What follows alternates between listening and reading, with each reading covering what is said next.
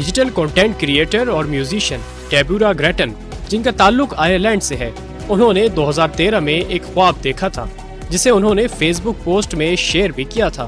اس خواب میں ٹائٹن حادثے کا ذکر تھا۔ ان کی جانب سے کی گئی پوسٹ سوشل میڈیا پر وائرل ہے۔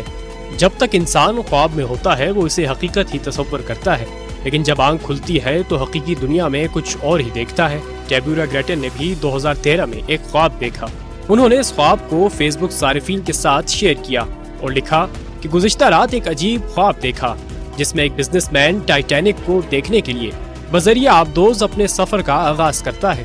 اگلے ہی لمحے اس کے کچھ حصوں سے پانی نکلنا شروع ہو جاتا ہے اور پھر یہ آبدوز اپنے پہلے ہی سفر کے دوران تباہ ہو جاتی ہے۔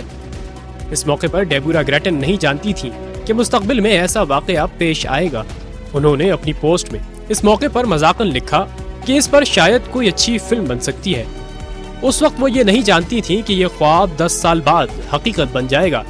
آئرش ڈیجیٹل کریٹر اور میوزیشین کی پوسٹ وائرل ہونے کے بعد صارفین حیرت میں مبتلا ہیں کہ کس طرح 10 سال قبل دیکھا گیا خواب آج حقیقت بن گیا اور اس وقت کا خواب اب ہونے والے سانحے کی پیشگوئی ثابت ہوا۔